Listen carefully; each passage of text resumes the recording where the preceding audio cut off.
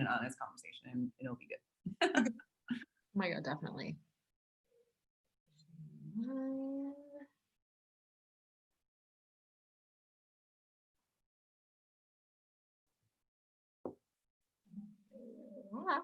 Great. And side note before we start and everyone else is on, I'm really excited because I think I'm going to start my own podcast, and I'm going to start it. And it's based on a true story. It's called Stop Talking to Me in the Bathroom. So I'm like getting it loaded right now. It came to me the other day while I was being talked to in the bathroom. Surprise.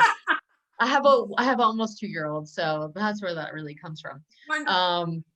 Yeah, so I'm really excited. I don't know who to invite, but I'm like, I love the name. That's all that really matters here, right? That name alone has got me. I'm good. I'm hooked. Perfect. And we have Lydia on the line. Lydia is actually from the Power to Fly team. But Lydia, please say hello. And please, Tiffany is Mariella's friend. She's also doing a lot of really awesome stuff. But I would love for you to kind of give Maryella feedback, as you've been on nearly all of these. And I know that Maryella loves to get feedback. And so, not to put you on the spot, but I want to hear how you feel.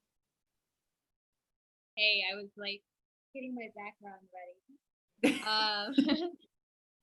I love joining. I love learning. I love listening in.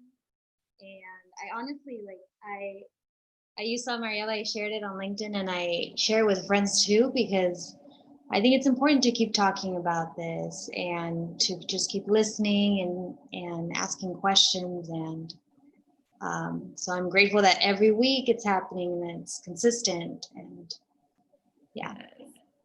Thank you, Lydia. And it was nice to host you yesterday and hear all of the knowledge that you had to drop about traveling abroad. Actually, Tiffany is one of the few friends of mine who have come to South America to visit me since I've been here since 2012. So we've got that, like, I appreciate you coming down south.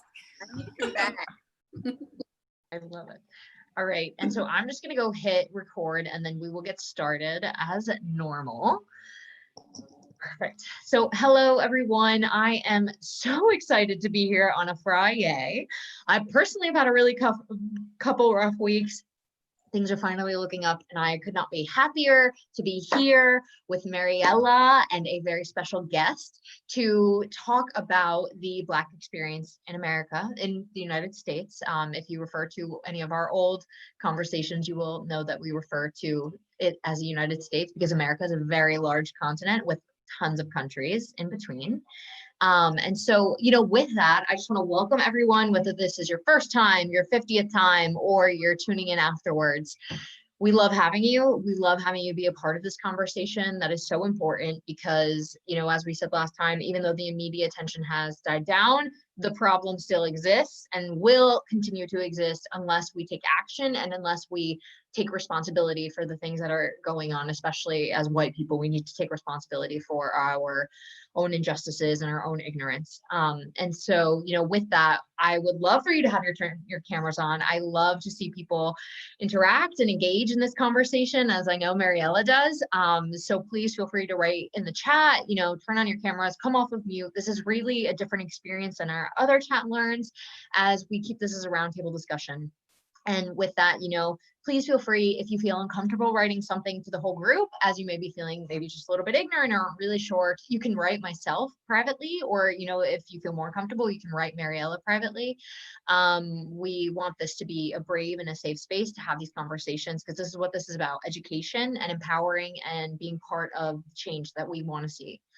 And so with that, this is being recorded. We will provide a link to the recording of this with the actions that we take for this week. And I am just really excited. So without me talking anymore, I'm going to pass the mic to Maryella. Hello, thank you for passing the mic, Nicole. And thank you everyone for joining today. I really appreciate it. I see some of you are not newbies here to this chat series, so I appreciate you coming back. And if you are new, thank you for taking time out of your busy schedule to talk with us today. This is meant to be a roundtable discussion. This whole hour will be, rooted in the Black experience. And as I've said in the previous chats, the Black experience is an umbrella. Obviously, if you are Black, you are at the core of the Black experience. And if you are not Black, you probably have either some influence, either as a consumer, as an employer, as a teacher, as a neighbor, you've had some connection to the Black experience. So I love to talk about emotional intelligence on these chats. So I just invite you to find your way of how you connect and how we can activate together just to, move forward and evolve more as a human race, right? So with that said, my name is Maryella. I classify myself as a Renaissance woman because I do a lot of things and it's hard for me to just say I do one thing. I've got a very special friend and guest on the line with me that I cannot wait for you all to meet and hear what she's up to and hear her voice.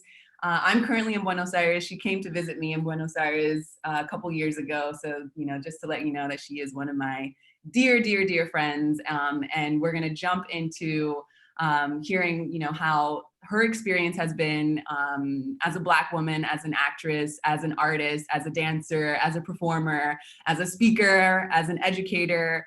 And just so that you all can see that it's important when talking about the Black experience to get different perspectives, different voices, and also educate yourself, re-educate yourself, wherever side of the line you're on, even if you're Black. I'm discovering so much stuff by speaking to my mother, actually these days, healing through engaging in conversation with my family. And so with that said, I am offering a free voice workshop, Free Your Voice, especially during these times as people are protesting or they need to speak up at work or, in their neighborhood, on the streets, and, just to avoid having a big knot here in your throat and not being, not resonating with your true purpose, with your highest self, and to protect yourself as well. So please reach out to me via email. There's my personal email there, or feel free to connect with me on LinkedIn, and I'm happy to help you grow your voice. And with that said, we can jump right in because I don't want to waste any time. I've got this, I've got a great guest here on the line that I would love to hear. But of course, as you all know, if you've joined the previous chats, what I love to do, as Nicole said, actually, because the media and social media and all that is kind of dying down with a lot of the buzz that's happening, especially in the States and globally as well. One of my suggestions would be to just kind of calendar, activating and reflecting in some way in your personal life and at work and at play so that we don't let this die down. Black was trending really hard a couple weeks ago. Black is always trending, of course, but especially after the really horrendous murders and all the things that are going on in the States, we don't want this to die down. We really want to empower everyone. And so I love to take the first couple of seconds for everyone to just have a moment of silence to reflect on the lives that have been lost, and to also reflect on the people who are either doing their work behind the computer screen or on the streets to help advocate for change. So if you can just, silence yourself wherever you are. I know we're in the world of multitasking, but I would really invite you to be present with me in this moment. If you can ground your feet, that would be great. If you can connect with your gravity, even better. And you can close your eyes or keep your eyes open and just have a moment of silence to thank and show respect for everyone here.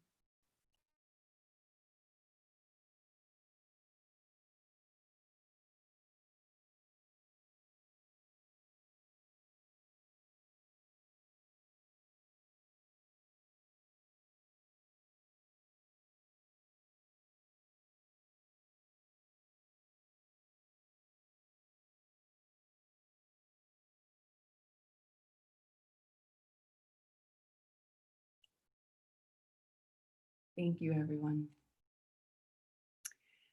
So another thing that I like to do to kick off this chat is to start with some emotional intelligence. So this is a beautiful poem and song that I know many people don't know about. And I know that if you do know about it, it's not sung enough. So I love to start these chats by reading this, singing this with you. Feel free to turn your voices on by unmuting yourselves so that we can hear you. You don't have to. You can sing with us or you can read the poetry and then we'll have some reflection time at the end. Lift every voice and sing till earth and heaven ring. ring with the harmonies of liberty. Let our rejoicing rise high as the listening skies. Let it resound loud as the rolling sea. Sing a song full of the faith that the dark past has taught us. Sing a song full of the hope that the present has brought us. Facing the rising sun of our new day begun, let us march on till victory is won.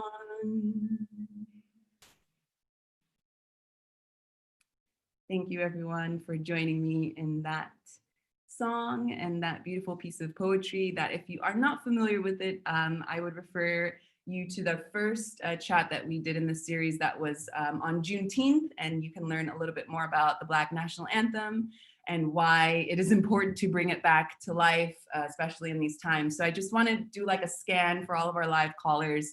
If you can drop in the chat box anything you would like to reflect on this, if this is your first time or if it was not, you know, what has been your journey if you have joined these chats, and I'd love to hear from you. I see that we have some folks in the chat box already.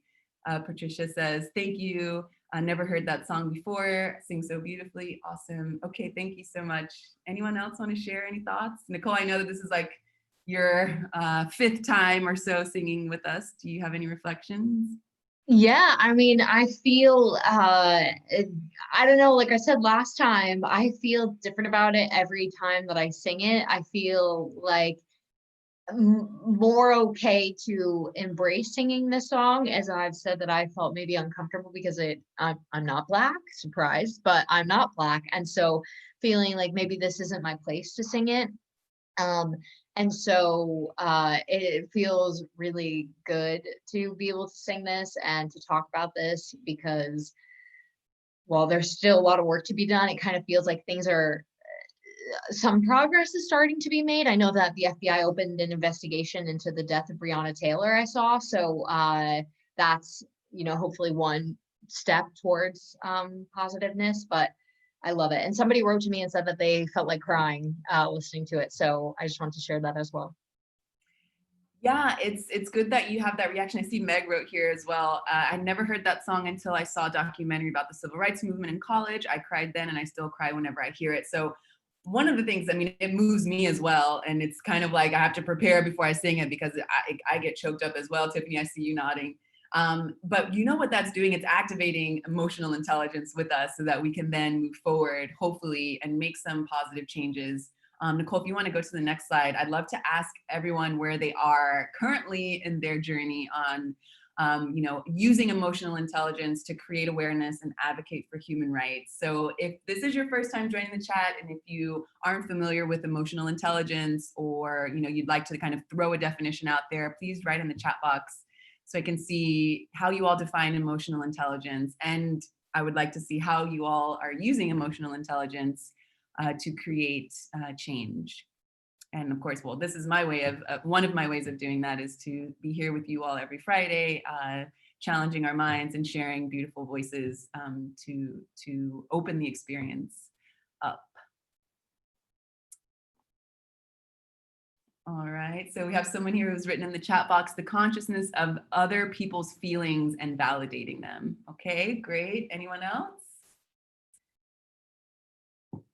Okay, so I'll say that, great, Nicole, that's a great definition. And I would even take a step back and say, first, it starts with yourself before trying to influence or validate anyone else's feelings. It's about connecting with yourself to have some time to put yourself in the other person's shoes, but you're not putting yourself in the other person's shoes to be a martyr or to be a scapegoat. You're doing it to actually connect and see, does this feel right? Okay, then I probably shouldn't do this. You know, it's really creating empathy and just, building a holistic perspective on empathy as well. So thank you for sharing that. And we can go to the next slide. I also want to just review some of the things we talked about on our last chats. We talked about conscious marketing, conscious branding, and conscious consumption. If you joined our last chat, you can drop in the chat box as I speak on the next slide, but drop in the chat box if you've learned anything since that last chat, if you want to share anything since that last chat. And actually, if you didn't have a chance to join that last chat, I highly recommend it.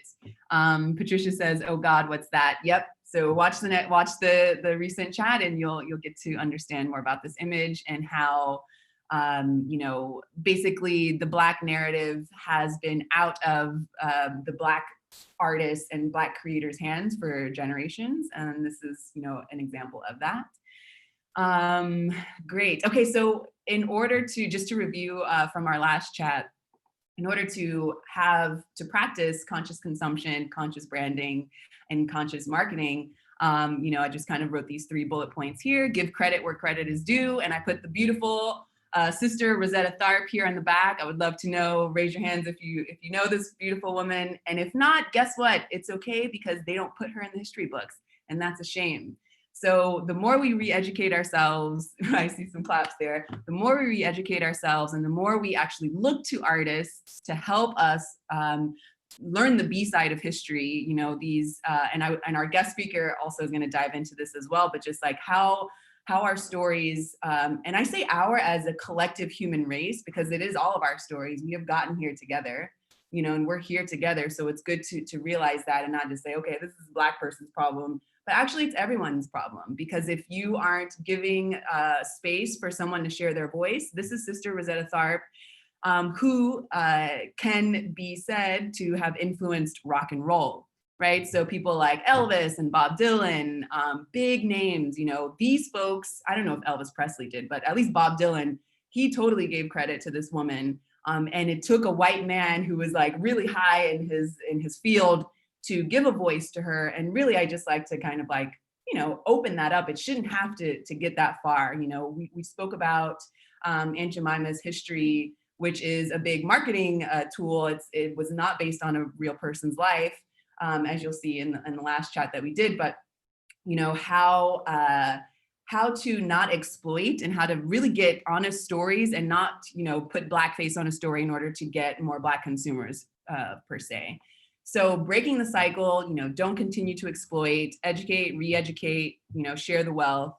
And again, dive into arts and culture to re-educate yourself. And why do I say dive into arts and culture? Because I think it was maybe on our 3rd chat, I brought in a good friend of mine, Aaliyah, who is an educator, and she also spoke about just how a lot of things are kept out of our books and schools. And so what I challenge everyone on that chat to do was to look towards artists who are putting in some sort of B-side residue that isn't popular culture, but it is definitely has influenced our culture. So we can argue that rock and roll might not have existed or might not sound the way it does now if this woman didn't kind of combine her gospel church sound with this awesome instrument and also, share it with the world. So, please give credit where credit is due and break the cycle.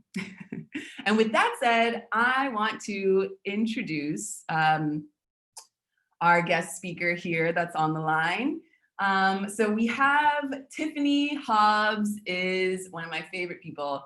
Went to school with her. We both studied theater and film. And I have this photo of you here to kind of, be a beautiful visual backdrop to your introduction, because I love how you're using social media to share your personal experience and also to encourage people to, advocate for change and to, dive deeper and not, be sheepish, and to, how we say #stay woke.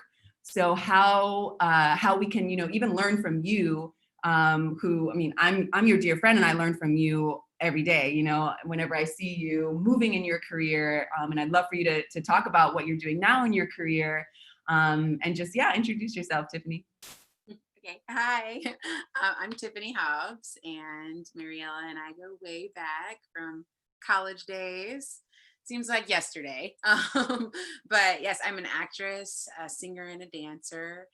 And yeah, I've been doing that since school. I studied in college, and then I went to grad school for acting, and I've just been kind of climbing the ranks since then, working at regional theaters. I've done Broadway. I've done some television and some film, and yeah, that's basically the extent of my work as a professional. And within that, I do some tutoring and coaching of actors and other students in maths and sciences. It's kind of, I love math and science. Ironically, it's something that I do that's my other side of my brain that I really, really love. And so it's really a gift for me to give back to young budding artists and young students who are having trouble grappling with some different skill sets and whatnot. It's really nice to be able to give in that way to them. So that's what I do.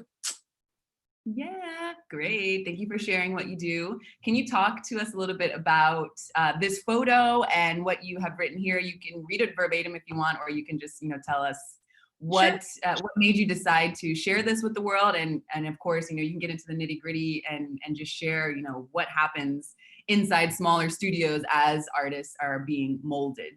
Yes. So I'll just give like a little summation, but I was inspired to do this because I actually had another friend who is also a dancer, and she had a post about something that happened to her in her upbringing as a dancer. And then there are several other things that I've been talking about with my actor friends, and just we're having these town halls and all of these sort of meetings and coming together moments where we talk about some of the tougher moments that we've had in our career where our instructors have tried to put us in a box or invalidated us and our experience when it came to our expression in the art or our place in the art form, our various art forms.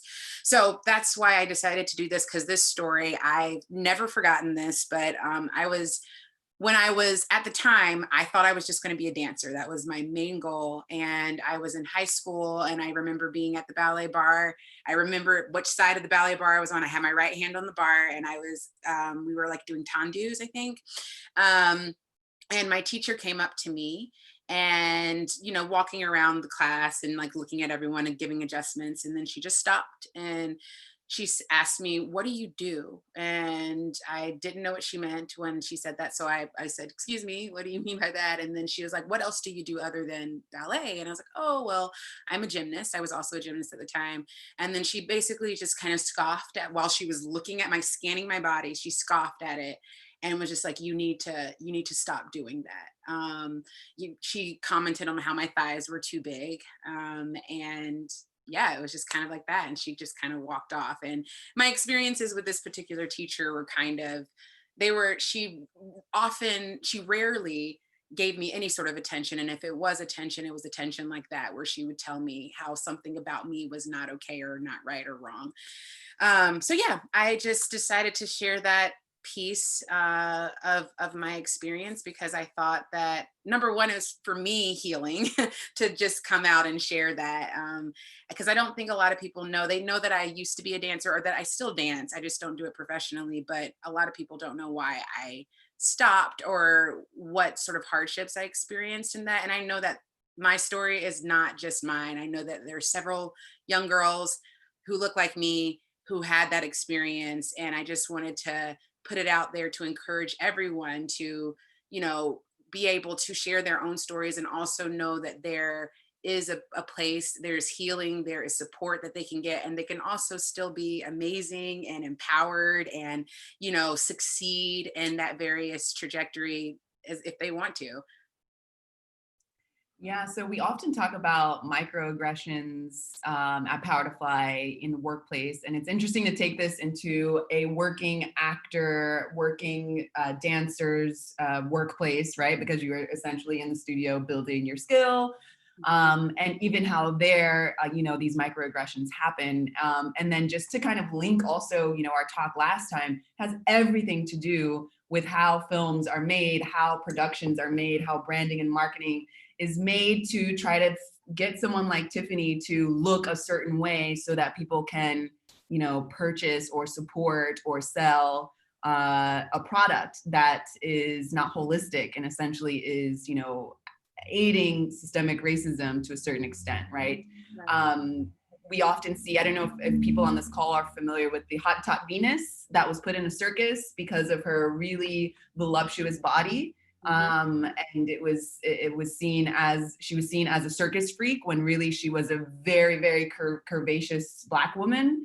And so, you know, this still happens. And I would even say that there is a direct link to that with what you experienced, Tiffany. Absolutely, absolutely. And this is just to like give a good, like, this is pre Misty Copeland. Like Misty Copeland was just coming up into the ranks at that time, because I remember the first magazine that she was on, like the Point magazine, the ballet magazine that she was on, because I subscribed, or my mother subscribed to it for me.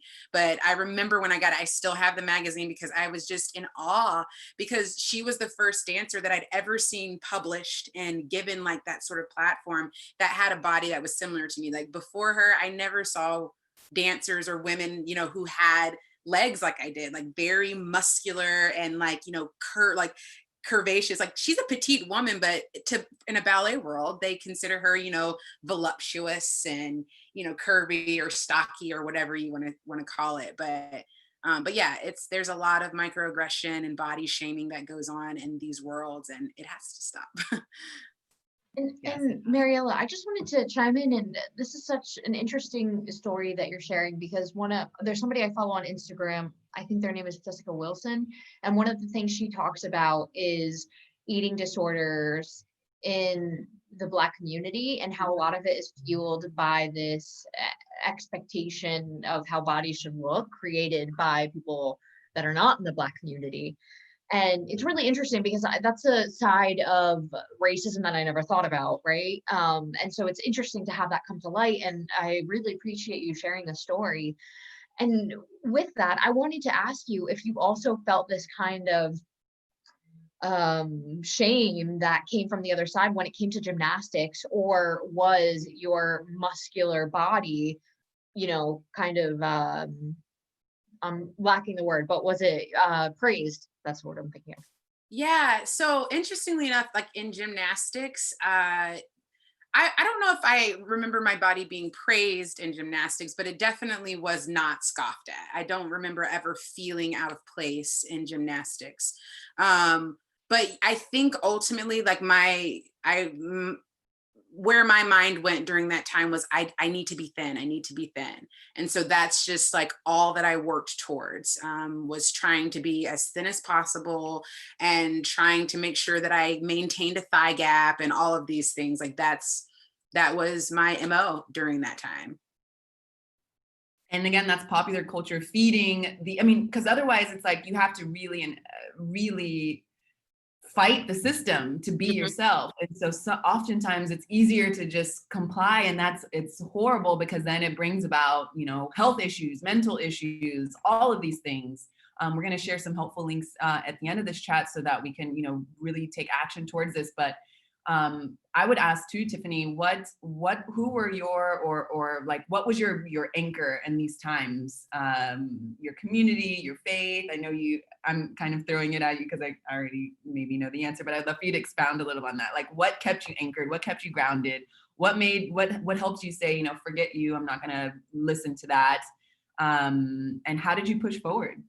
Yeah, I think mainly it was my parents, even though like it was a very tumultuous time. So it was stressful, but they were my anchor. And then I also had a teacher in high school, my high school drama teacher actually, who yeah, that's when I was like, maybe I need to be an actor. But she was such a huge support system for me.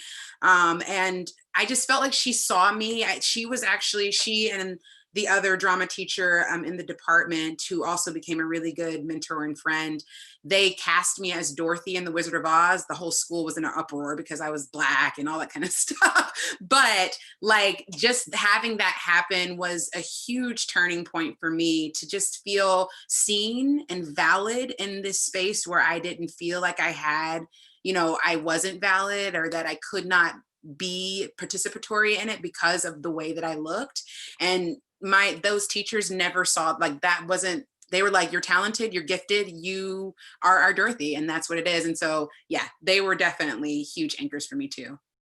Yes, I love that. I have a similar anchor, my drama teacher in high school, and totally like I was like, yes, you are just like a divergent thinker, and you're helping me fill these roles that otherwise, you know, I didn't see any color in the roles. Like I would love reading Shakespeare because I love the way that Shakespeare was written, and I didn't think that, oh, I shouldn't be able to audition because I'm Black. But guess what? There are so many people that don't cast you because of your skin color, and it's like, Yep. wait a minute.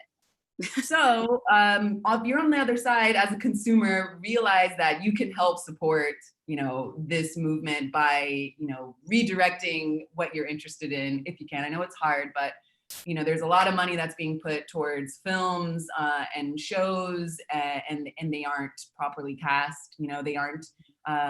Same thing we see in the workplace. You know, people want to bring diversity, inclusion to build technology and work, but people are like, you know, they have a certain time frame and a certain, you know, list of things they have to check off, and maybe it, you know, a voice like Tiffany's doesn't get to be included, and that's just a shame, you know, and it's shame on us for letting that happen. So let's go on to the next slide, and I would love for you to seek out Black creators. Yeah, Meg.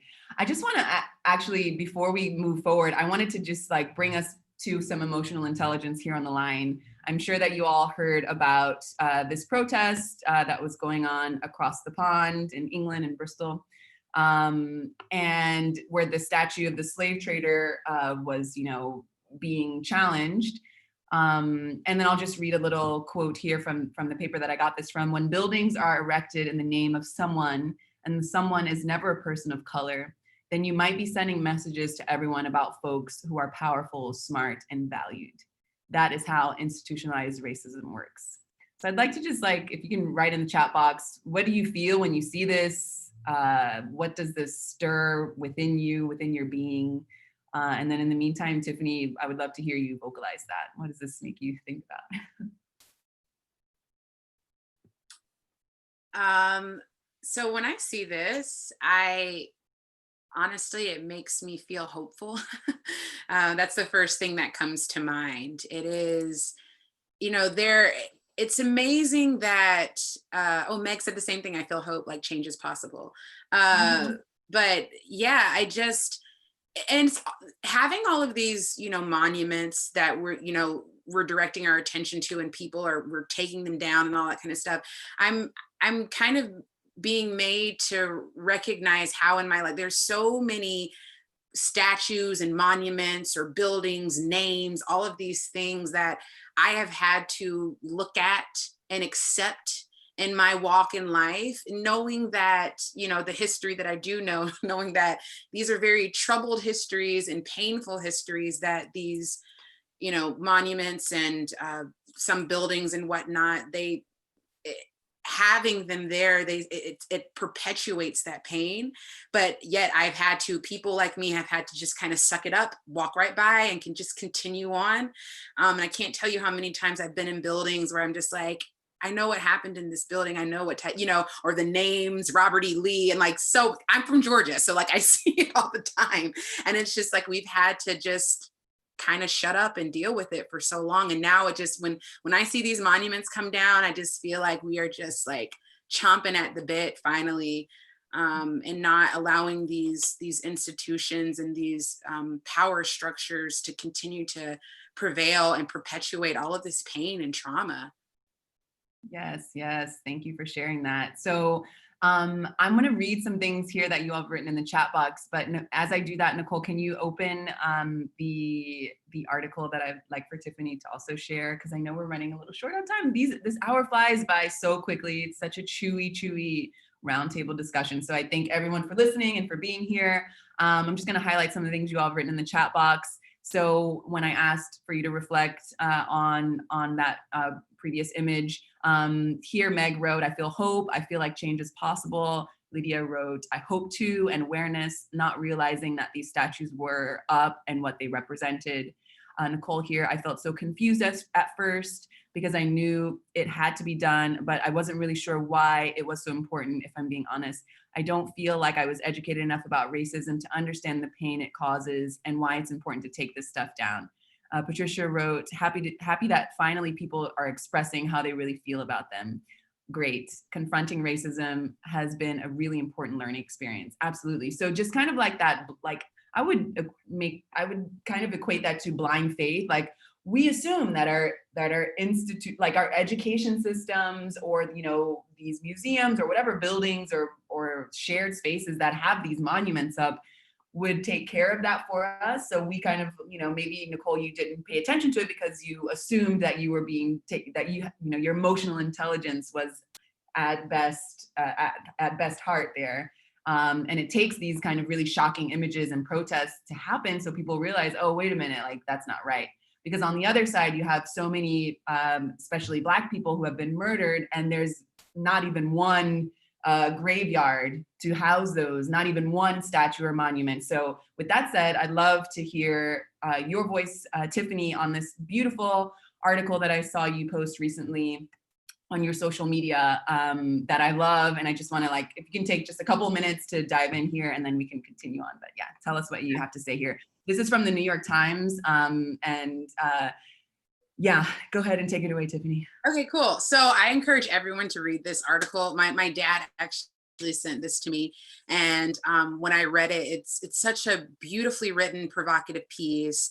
And essentially, what's being said here is that this young woman, she challenges the idea that these Confederate monuments should remain, and that she as a person of color has no idea what they truly mean, and can't, and has no voice or validity in saying that they should be taken down. And she kind of goes a little bit into her history, and just that, which is a lot of Black people's experience in the United States, is that more often than not, we were brought here through a slave trade. Our ancestors were, and our ancestors were raped by white people. And she says that by virtue of that, her body is indeed its own Confederate monument. And she just challenges everyone to say, like, how dare you tell me that I have no say in this, or that I should have to walk by these monuments and be okay looking into the eyes of these statues of the people who basically ruined my people, and or attempted to, and took advantage of our bodies and did all of these things. Yeah, so that's essentially what she's saying. And basically she is just challenging any institution out there that's saying that they should remain, and that she as a Black woman has no voice in it. I think it's just so beautifully written, because it's so many of our stories that, while, I think one of the monuments, or one of the generals of the Confederacy, I think she's a great granddaughter. And she talks a little bit about how painful that, just the knowledge of that and that history is for her. But yeah, that's essentially what that article is about. It's a beautiful, beautiful opinion piece. I encourage everyone to read it. Mm-hmm.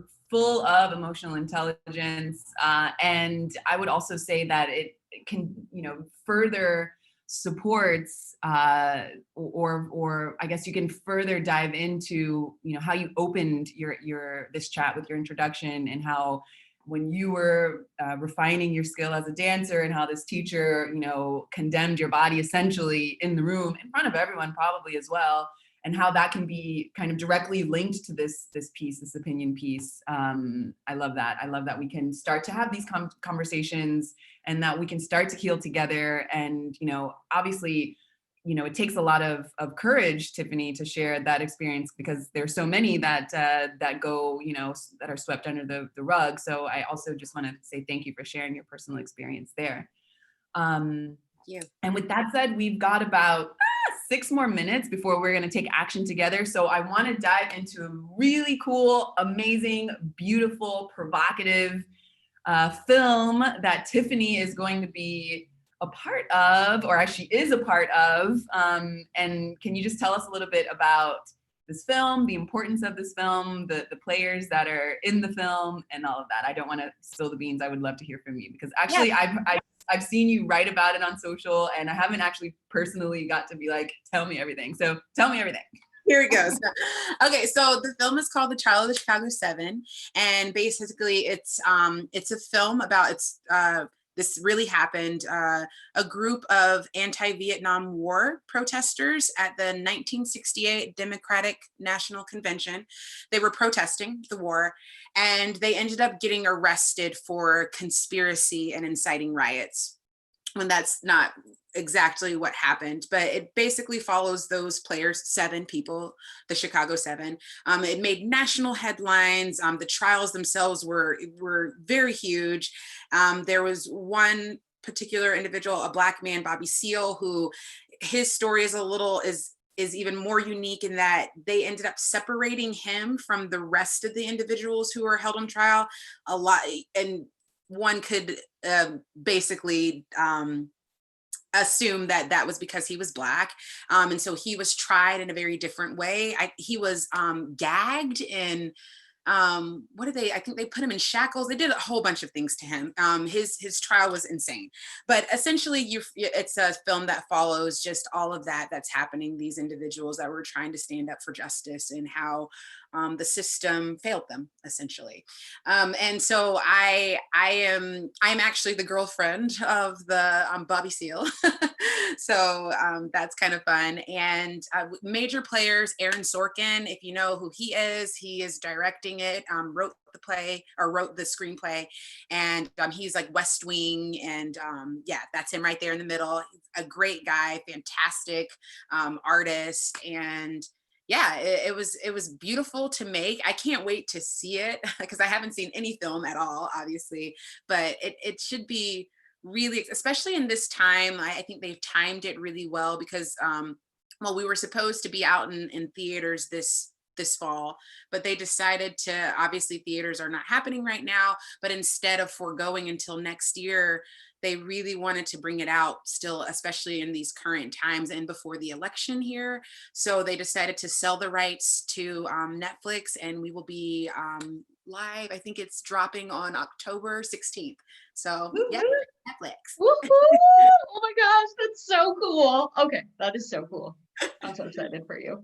Thank you. Yes. So yes, I have so many questions and so little time. So I'm going to open up the floor for our live callers. Does anyone want to ask Tiffany any questions as it relates to the film, as it relates to her journey, as it relates to maybe she has some tips or tricks, food for thought? As I always say, there is no button to end racism. So this is the time to like pick brains and ask questions and, really open the roundtable discussion. And then we'll all take action together. But I would love to hear from you all. And Maryella, if no one has a question, I definitely do. Go for it. All right, perfect. Okay. So I really want to ask both of you as you're in this field, and definitely Tiffany, as you've moved up into the ranks, have you felt a different type of pressure being a Black woman compared to a Black man? Because, I've never heard of Rosetta Tharpe, as you mentioned, Maryella. Of course, why? Because it was whitewashed, right? But thinking of that, it made me think of Jimi Hendrix and how he was very famous. And so, I just wanted you to maybe touch about that experience a little bit and how that's been for you, especially now moving into this film and getting onto Netflix and all the big stuff that's going to be coming your way. Yeah, I will say that I've definitely felt a different pressure than from my peers for different reasons. I think that every time I go into an audition room, and sometimes depending on the role, like I know depending on the script, and Maryella can probably attest from her experience with this too, but sometimes you know exactly what the casting directors are expecting. They're expecting you to play a stereotype because of, what the script is given or whatever. Oh, for instance, like you always get a breakdown of the character, and sometimes it'll be like, Jasmine, a homely Black woman of 30, and she is the best friend of whatever, and she tells you like it is, and she has a beautiful Southern drawl or something like that, and you know what direction they're kind of going in with that. And so That's like new age. Sorry, Tiffany. New age Aunt Jemima casting branding, just to like connect the two basically.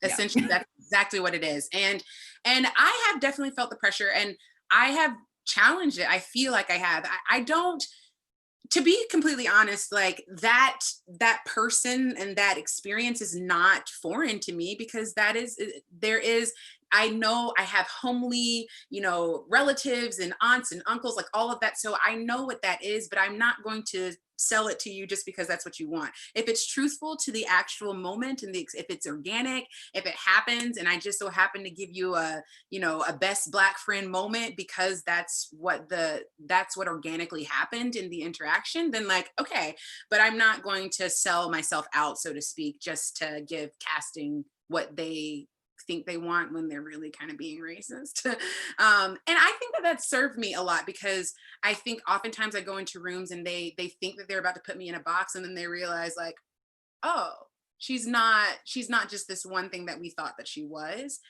So I think that every time I go into a room, I challenge that, and I try to, I try to just be truthful to the moment as an actor, that I always hold myself to that standard. I will not do anything because I think that that's what they want from me. Absolutely. And just to keep mine, echoing all the things that Tiffany, we can probably write a couple of books on our experience and just that, and the intolerance that you end up seeing in private rooms, the expectation to be a stereotype, and to just have that, like, be with your head against the wall. It's really frustrating. And the positive thing that I can say that happened with me is that it really influenced me to write more. Because I was like, I can write whatever I want to write.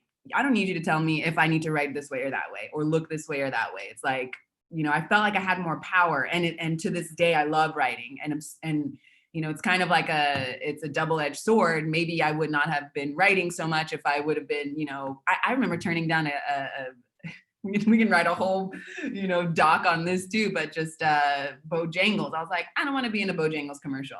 I'm not going to do that to like help you sell some chicken. Sorry. Right.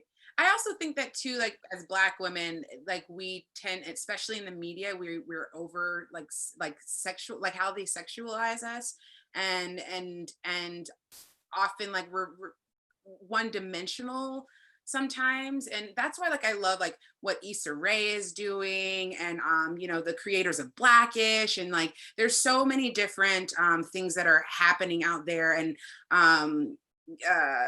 and the, oh goodness, I'm forgetting the name. Moonlight direct, the writer, but yes, him, and all of these things that are being created, because now we're seeing variations of Black women, Black men that we haven't really seen before, because we were so one-dimensional as we were represented in the media.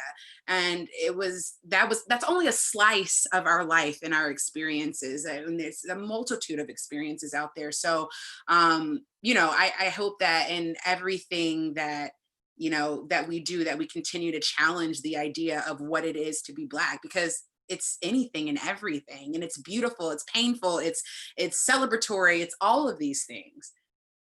Absolutely. And with that, let's use the last 10 minutes that we have here to celebrate taking action together. So Nicole, let's move on to the first slide. I really appreciate everyone for hanging tight. I know that we're diving into some really sensitive issues here. So this is a really cool site that I stumbled upon as I'm doing research for, like I said, I'm learning too, and I'm re-educating myself. And right now, more people, more platforms like this Bold Power platform are being brought to light so that we can learn how to take action together. So Nicole, if you can drop this link in the chat, I encourage everyone to research a little bit about this platform. You can also see how they are, asking Hollywood, asking the entertainment industry to use their voice and their power to help discuss and leverage social issues. And I'll just read it here: to create richer experiences and deeper sense of empathy and understanding. And I totally agree. And I know that will help, folks like Tiffany, everyone, the kid who's able to watch Moonlight, who can learn, the other side of what has been swept under the carpet for, gay Black men in the South. That's a whole nother discussion that Hollywood actually has a lot of responsibility to share, so that maybe more people can be safe on these streets.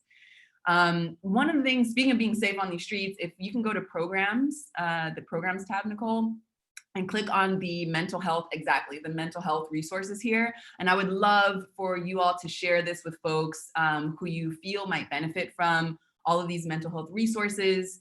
Obviously with their permission. Definitely don't suggest bombarding anyone with information they might not find necessary. And especially with, speaking of mental health, which in my opinion, racism in general, the concept is a mental health problem. Like, it's a psychosis, in my opinion. We can have a whole chat to discuss that. I would love to hear your opinion. But it's like, we all need to talk to someone to like break down these walls and be a little more mindful, a lot more mindful, and to just, you know, find our commonalities instead of our differences. So I encourage everyone to read up on this, to view the mental health resources, and to share with folks who you think can help, you know, educators, maybe that drama teacher, you know, who influenced Tiffany and I could share this with their students, for example. Or, you know, maybe you have a neighbor that, you know, you are building a relationship with, and you can, you know, share these resources with them as well, again, with their permission always. So great. That's one site that I wanted you all to do to take action on. And this next one here, Color of Change. I'd love for, yeah, if you can drop that in the chat box as well, Nicole. And then let's all go to the Join Us tab. And then once you filled out your information and join us, just drop a 1 in the chat box, and I'll just read a little bit here on what their movement is as Nicole is filling in her information, and you all are as well. So it says here, join a racial justice movement that is winning for Black people. Yay. Cool. And our allies. So that is winning for Black people and our allies. When you join Color of Change, we'll send you meaningful actions you can take to fight for racial justice. In a time when we're being attacked from all sides, we're not only resisting, we're building the world we want to see. So these are some cool, thanks Lydia for dropping 1. So if you can sign up and then just drop 1 in the chat box and we'll move forward. But as you're doing that, I'll read just a couple of wins that Color of Change has made recently. So on Pinterest, the Knot and Zola dropped plantation weddings. They pressured some of the country's major wedding aggregate sites to commit to no longer featuring vendors who offer plantations as wedding party venues. And, you know, thank God for that, because, you know, I myself, if I ever find myself on a plantation, I need peace. I don't need, you know, anything that is going to put a veil over my eyes, so to speak. And oddly enough, this is talking about weddings. And so another one here, let's see, I'll read Google, to ban high rate payday lending apps. We got Google to ban predatory lending apps from Google Play in order to protect Black people from the unmanageable terms, continual refinancing, high default rates, and otherwise manipulative practices. Great. Another one here on Facebook, white nationalist policy. Facebook conceded to our demand to conduct a civil rights audit to address their flawed white nationalism policies. Great. So as you see, Color of Change is doing some really great things online and in the streets. And that's why I wanted to drop this in the chat so that you all could take action with us here. Okay, and the last link that I want to share that has everything to do as well with what we've been talking about. First, I definitely encourage everyone to mark the date on the calendar. What is the date, Tiffany, for when the film is coming out? October 16th. Okay, so October 16th, get ready, learn a lot. Actually, I would also say maybe before that date, we can do some like, you know, studying together, and then we can watch it together and have like a fun collaboration together. Yeah. Yeah, okay, good. So if you just go to the top where you can see the headline here, this is the reason I'm dropping this link in the chat box.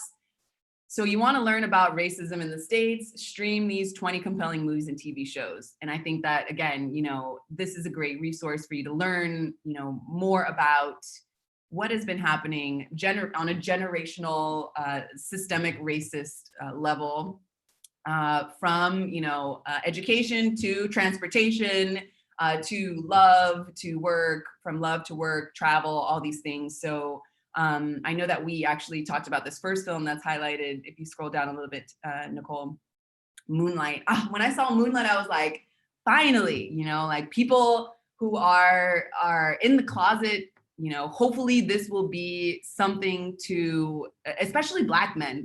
I don't think the world understands that it is very difficult for a Black gay man to come out and be himself. And we need to have a responsibility together to help bring that to light, okay? So that means watch this film, maybe, say some prayers, light a candle, and figure out how you can, not add to the problem. And if we scroll down a little bit, we'll see some more films. Again, at your leisure, you can go through and watch these on your own. Do the Right Thing, classic. Spike Lee is always advocating for human rights and to lift Black voices up. And if you want something that is a little comedic and real, definitely I would recommend Spike Lee. Do you have anything you want to say about Spike Lee, Tiff? I love it. I love him. I actually am in a club right now where we're watching all the Spike Lee films because they're hitting hard right now. You see? So it's not just, non-Black people that are doing this, we are in this together. So great. Okay, so let's see. Yeah, we got 3 more minutes. We can scroll down. So this is, I know that, and especially because we live in the world of tech, this happened in San Francisco or in Oakland, I'm not sure where, but in California. And we see a lot of these things happening, racial profiling, and then, lives being lost or, locked up in cages. And that's just not okay. It's 2020. And, we are able to share. It's really surprising, actually, that I think it was our second chat, and we saw that,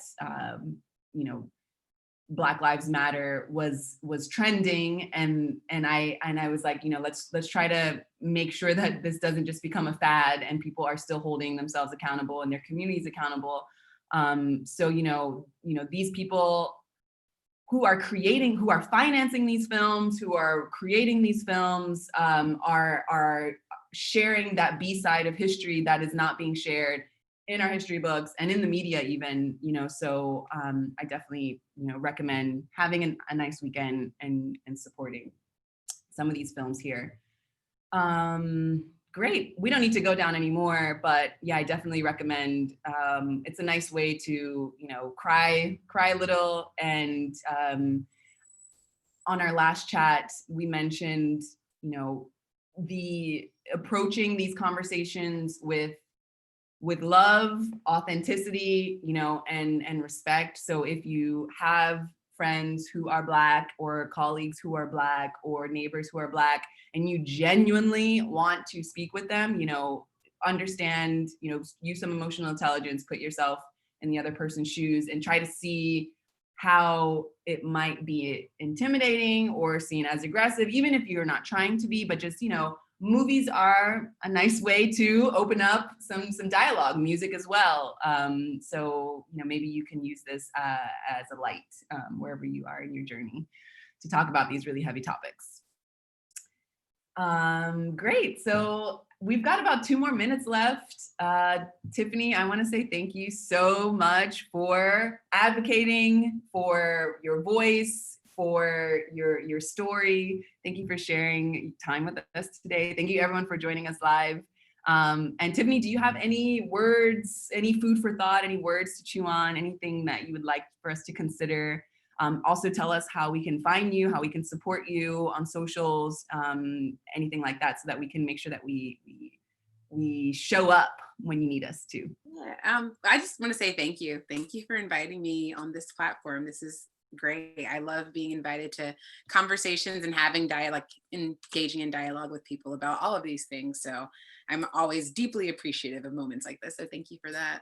And I'm on Instagram, Tiffany Denise Hobbs. Pretty easy. Yeah. Great. Well, good luck with everything with the film, and as you're leading up to, the premiere. If there are any like virtual events happening, or if you have any like swag you need us to support, let us know. I will.